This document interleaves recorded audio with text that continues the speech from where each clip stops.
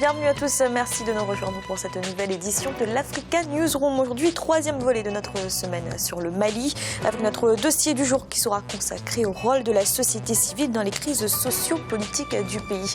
Au programme également de cette émission, début des consultations en Côte d'Ivoire sur le projet de nouvelle constitution. Et au Malawi, les attaques contre les albinos sont en hausse, avec un pic au mois d'avril 2016. Et pour nous accompagner pendant cette émission, Madame Ramata Maïga Koulibaly, vous êtes présidente du collectif des Maliens de France pour la paix. Bienvenue. Merci. Et avec nous également nos éditorialistes. Malika Cher, bienvenue. Merci Fanny et bonsoir à tous ceux qui nous accueillent chez eux. Et Jean-François Kanji-Kombé, bienvenue. Bonsoir Fanny. Tout de suite, l'actualité du jour.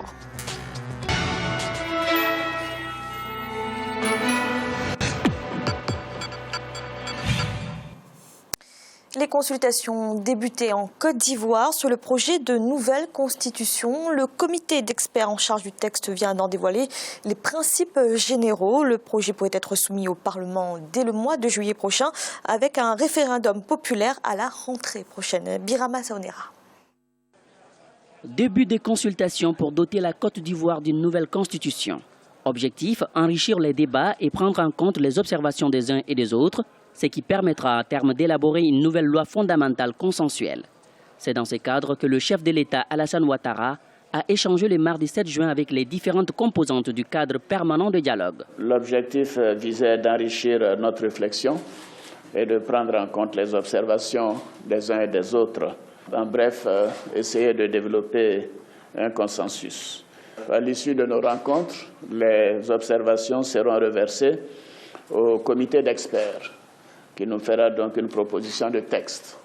Et c'est ce texte qui sera examiné d'abord par le Conseil de gouvernement. La rédaction d'une nouvelle constitution était l'une des promesses de campagne du président Alassane Ouattara, réélu pour un second mandat de 5 ans en octobre 2015.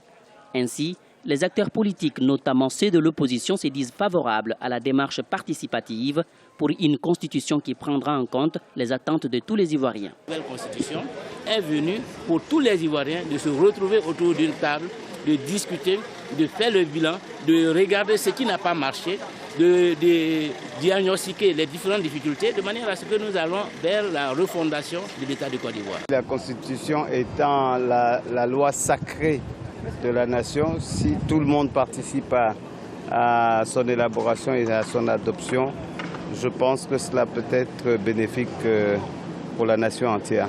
Outre les acteurs politiques, les consultations se poursuivent avec les autorités religieuses et les organisations de la société civile. Au terme de ces consultations, les observations des uns et des autres seront transmises au comité d'experts mis en place le 31 mai 2016. Ce comité a un mois pour proposer un projet de constitution à soumettre au référendum qui devra se tenir entre septembre et octobre 2016. Malik, que pensez-vous du processus enclenché par le président Alassane Ouattara pour mettre en place cette nouvelle constitution ? Eh bien, je pense que c'est une bonne occasion justement pour parachever le processus de réconciliation nationale. S'il y a consensus autour de ce projet constitutionnel, je pense que c'est vraiment une véritable voie de sortie à la Côte d'Ivoire pour mettre fin à cette période justement qui est trouble qu'elle a subie notamment au cours des années 2000. Donc c'est une bonne chose. Maintenant, il faudra voir si les motifs avancés, comme par exemple la suppression du poste de Premier ministre. Est-ce que c'est une bonne idée? Alors bien sûr, il y a débat, vous savez. Certains diront que c'est une concentration des pouvoirs, d'autres diront finalement que ça permet justement une meilleure marche des institutions. Mais il faut, je pense, un débat public qui soit apaisé et il faut surtout permettre aux Ivoiriens de s'exprimer sur cette question-là. Je trouve qu'il faut justement rassembler le plus grand nombre de personnes autour de cette question. C'est ce qui est fait. Hein.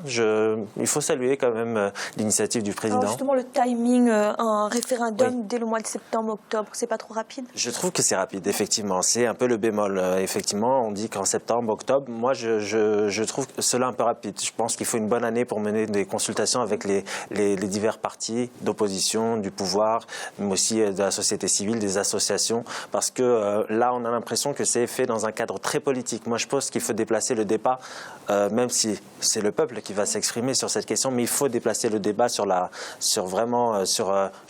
place publique et que les Ivoiriens et les Ivoiriennes prennent à cœur cette question.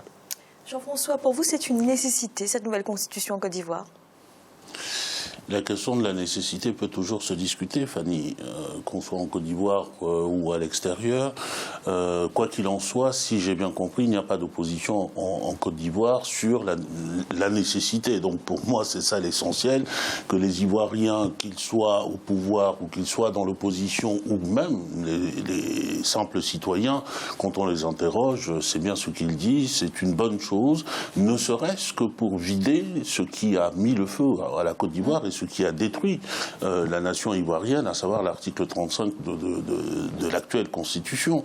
Donc sur la nécessité, je ne doute pas, l'opportunité, et puis maintenant, sur le processus, je partage l'avis de Malik. Je dis toujours que la Constitution, nos constitutions devraient être, je dirais, l'expression du génie de nos peuples. Et pour arriver à cela, il faut mêler à la fois la procédure au fond, c'est-à-dire la définition des idées. Quelles sont les idées de gouvernement que l'on veut mettre en place? Et pour cela, je crois que n'importe lequel de nos citoyens africains est capable de s'asseoir et de dire, moi je veux un gouvernement qui soit comme ça. Moi je veux une répartition territoriale qui est comme ça. Moi je veux avoir un parlement qui a ce type de pouvoir et qui ne met pas tout le temps les bâtons dans les roues du gouvernement. Ce sont des idées générales et c'est l'objet de cette consultation. Je trouve que c'est une bonne chose qu'en amont, le président Ouattara ait initié cette consultation. Et je suis d'accord sur le fait qu'il faut donner du temps à la consultation.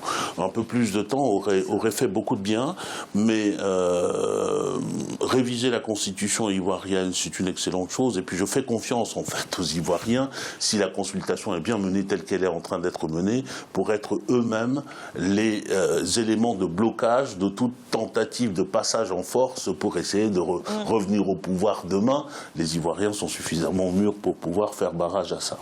Alors Malik, le Front populaire ivoirien demande justement la tenue d'états généraux pour cette nouvelle constitution. Ça peut être une bonne idée? Oui, mais je pense que le Front populaire ivoirien est dans cette stratégie aussi de redressement, après ce qu'il a vécu. Donc effectivement, il essaye de s'immiscer dans le débat. C'est légitime, c'est la politique qui veut ça.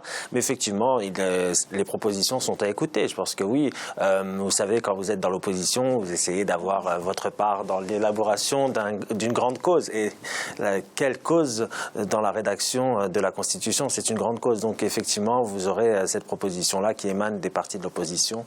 Et c'est une proposition louable. C'est une proposition qui ne m'étonne pas. Merci. Dans l'actualité également, les attaques contre les albinos au Malawi sont en hausse. Le mois d'avril 2016 a été le plus violent. Les associations de défense des droits de l'homme tirent la sonnette d'alarme. Elles estiment que les albinos ne sont pas assez protégés par les autorités. Birama Saonera. Au Malawi, les attaques contre les albinos constituent une préoccupation. Selon des rapports des polices, depuis novembre 2014, au moins 69 crimes contre les personnes atteintes d'albinisme ont été révélés. Malgré les efforts fournis par les autorités et groupes d'autodéfense, la criminalité contre cette frange de la population ne cesse d'augmenter. Certaines parties du corps des albinos sont utilisées pour les pratiques rituelles, selon Amnesty International. Une situation qui rend vulnérables les personnes atteintes d'albinisme. Les personnes atteintes d'albinisme au Malawi vivent dans la crainte d'attaques des gangs criminels et parfois des membres de leur famille. Il y a une croyance générale au sein de la société malawite selon laquelle les restes des personnes atteintes d'albinisme contiennent des pouvoirs magiques. Certaines personnes croient qu'ils contiennent de l'or et par conséquent, elles sont ciblées. Au Malawi, les personnes atteintes d'albinisme sont au nombre de 10 000 sur une population de 16,5 millions d'habitants. Elles sont victimes de discriminations et de menaces, à la fois à l'école et dans leur communauté. Les femmes et les enfants sont les plus vulnérables parce qu'ils sont considérés comme des cibles faciles. Le gouvernement doit mettre en place des mesures plus sévères pour punir ceux qui sont impliqués dans des attaques, pour faire face aux tueurs afin que nous puissions vivre librement.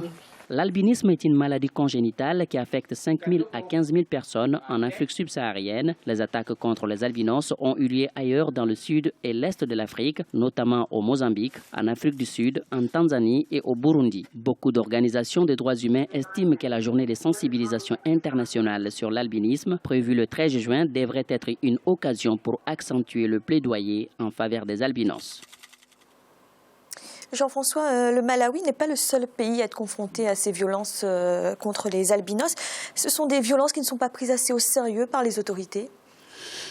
Manifestement, dans le cas du Malawi, oui.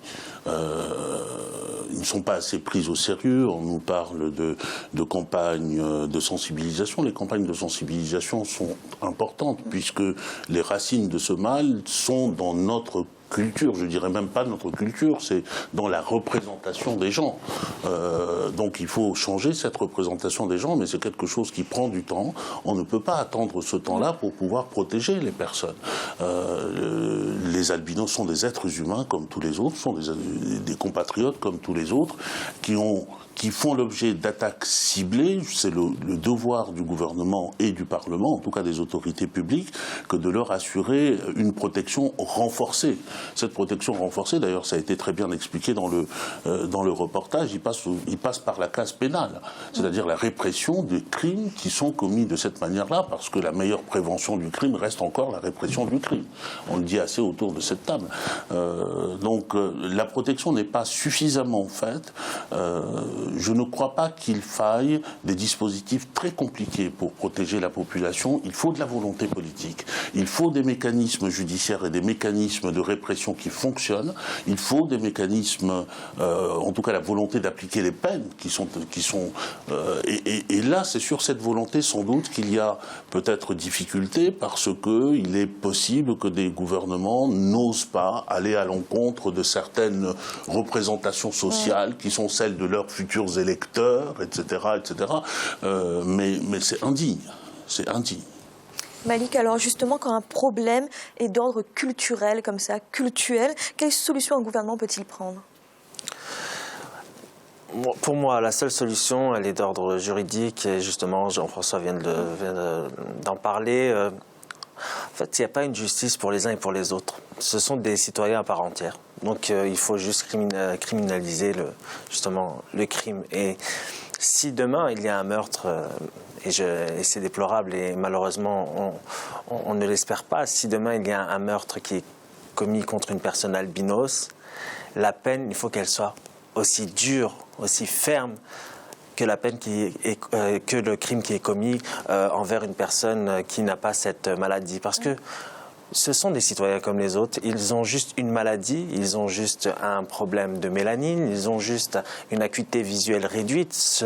Et donc, il faut justement, je pense aussi, faire de la prévention parce qu'il faut justement mettre à terre ces croyances farfelues et cela passe par l'éducation. Et l'éducation est la seule arme qui pourra battre ces croyances-là parce que ce sont des croyances archaïques et ces croyances-là, c'est malheureusement dur à éradiquer. C'est la calcification de certains esprits et pour justement faire bouger les lignes, il faut utiliser l'arme éducative. C'est la seule solution, à mon sens, sur le long terme. Bien évidemment, doublée d'une répression très sévère dans le cadre légal. Merci. Nous allons marquer une courte pause. Dans un instant, la deuxième partie de l'Africa Newsroom. À tout de suite.